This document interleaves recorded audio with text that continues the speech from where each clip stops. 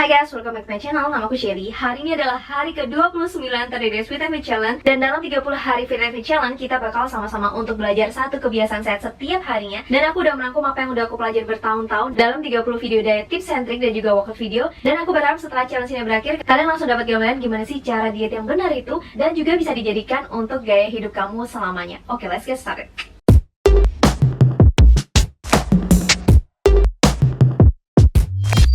Oke Peters, nggak nyangka banget kita udah masuk ke hari ke-29.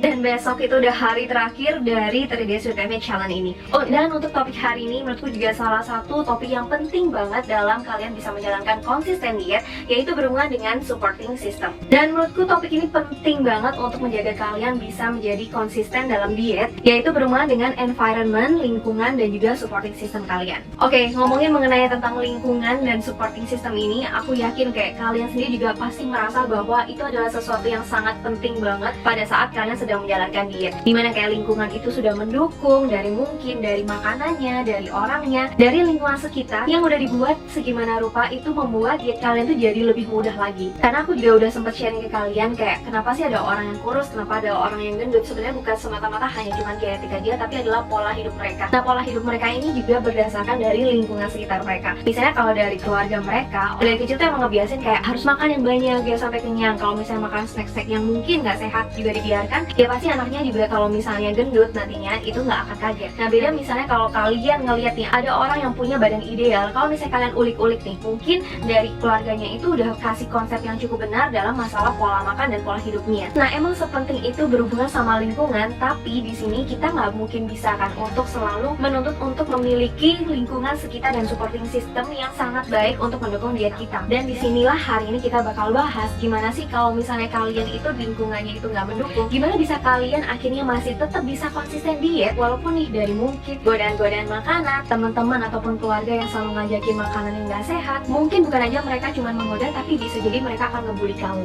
Jadi buat kalian yang ada masalah seperti ini, wajib banget untuk nonton video ini sampai terakhir. Dan tapi kalau misalnya kalian baru pertama kali ke channel ini, jangan lupa subscribe YouTube channel aku dulu, dan jangan lupa klik tombol loncengnya jadi biar kalian nggak ketinggalan video-videoku yang terbaru. Karena di channel ini aku bakal banyak banget sharing ke kalian hal-hal mengenai tentang diet, fitness, dan healthy lifestyle lainnya. Oke, intinya yang aku tahu itu banyak banget orang yang akhirnya nggak bisa konsisten diet, dan mereka itu malah menyalahkan lingkungannya, malah menyalahkan orang-orang sekitarnya. Biasanya tuh karena iya gimana sih aku nggak mungkin bisa diet, orang aku malam-malam diajakin makan Indomie, orang makanan di rumahku isinya gorengan semua. Dan sebenarnya hal ini lucu banget guys, padahal kita sebagai manusia itu adalah makhluk yang bebas, dimana makanan yang kita makan itu adalah masuk dari mulut kita sendiri, dan yang membuat kita action untuk ambil makanan itu juga kita sendiri gitu. Masa sih itu semua yang udah kita lakukan sendiri, kenapa kita menyalahkan orang lain atau menyalahkan lingkungan? Nah, di situ kenapa kalau misalnya memang kalian sendiri sudah bertekad nih, kalian kepingin untuk dapetin pola hidup yang sehat dan bisa konsisten, kita harus bikin kondisi di mana menciptakan lingkungan yang sehat itu dan mendukung goal kita dan mendukung aktivitas kita untuk bisa mencapai goal yang kita mau. Dan pastinya benernya banyak banget kayak faktor-faktor kecil yang mungkin aku nggak akan bisa bahas satu-satu,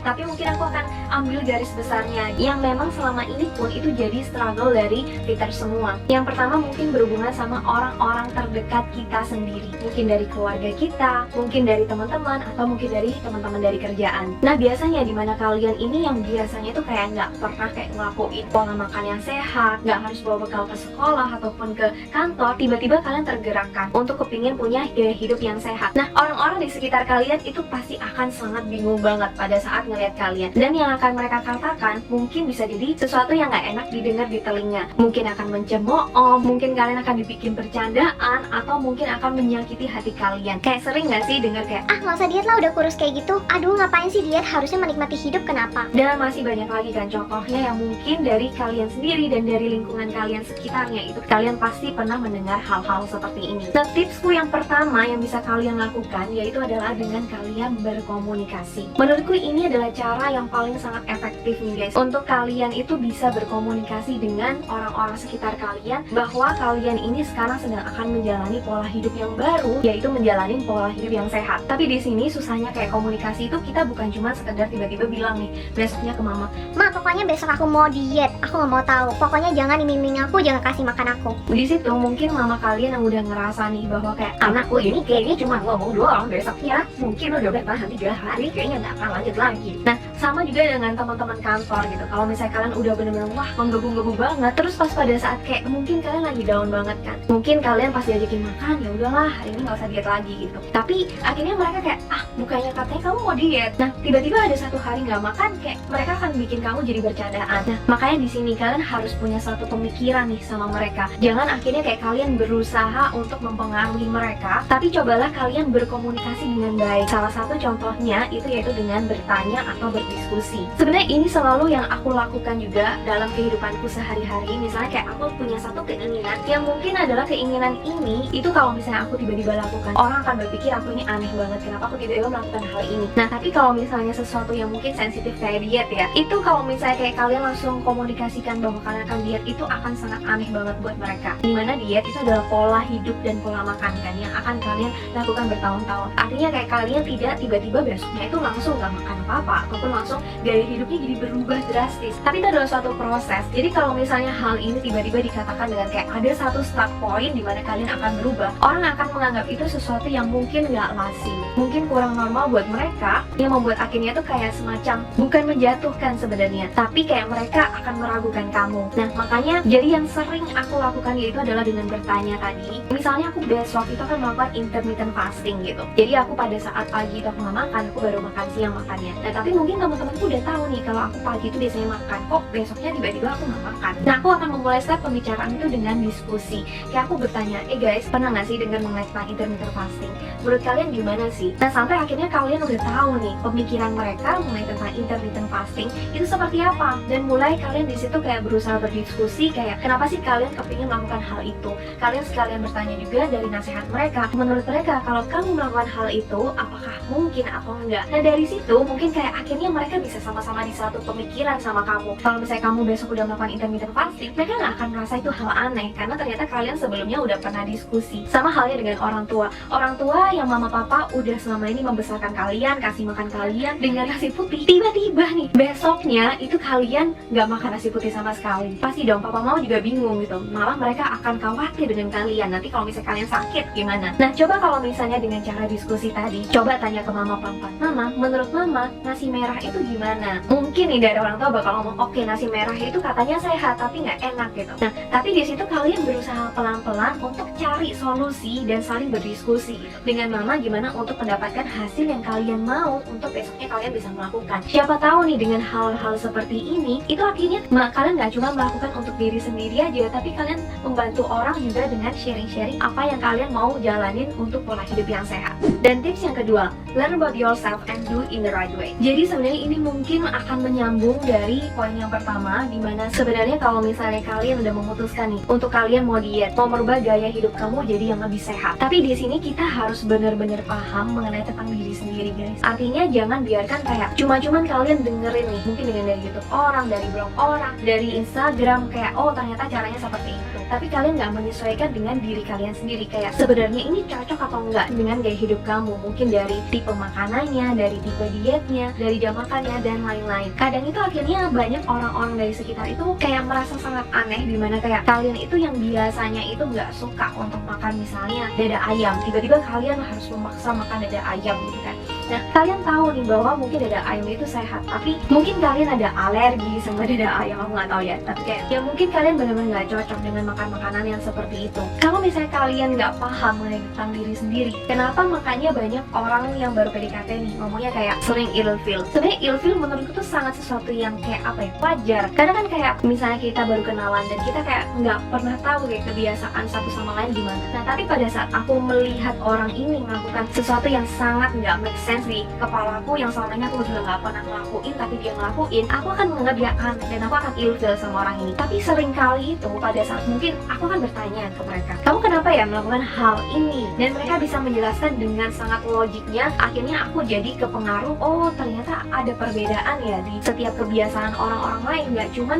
di kebiasaan aku sendiri ataupun di kebiasaan orang lain. Oh ada juga orang yang punya pemikiran seperti ini. Sama halnya dengan diet, kalau misalnya mereka ngerasa aneh dan kalian cuman diem aja, aja, apalagi karena kalian nggak paham mengenai tentang diri sendiri dan nggak mau belajar lebih dalam lagi, akhirnya ya mereka akan menganggap kamu tuh diamnya mungkin hanya cuma sebentar aja dan nggak akan bertahan sampai jangka yang panjang, dan akhirnya mungkin akan dijadiin bahan bercandaan lagi. Beda misalnya kalau kalian berani speak up, berani benar-benar menyuarakan, dan kalian benar-benar paham apa yang kalian butuhkan, mereka akan lebih respect ke kamu lagi untuk menghargai apa yang sedang kamu lakukan. Contoh yang paling nyata, jadi kayak dulu itu karena aku sangat ketat banget dietnya, jadi kalau misalnya aku pas pergi ke cafe nih diajak teman untuk makan, aku tahu bahwa aku tuh bakal makan makanan yang mungkin nggak sehat, dan juga yang paling susah itu yaitu siapa tahu asupan proteinku tuh makan di cafe itu tuh nggak cukup. Akhirnya aku selalu siapin dada ayam dan aku tuh bawa ke kafenya. Biasanya aku akan pesen salad dan aku makan sama dada ayam yang aku bawa. Tapi kalau misalnya pas pada saat kalian pesen terus kalian diem-diem aja pesen salad dan terus tiba-tiba keluarin pelan-pelan sembunyi-sembunyi dari tas kalian keluarin dada ayam, itu akan sangat aneh kan. Jadi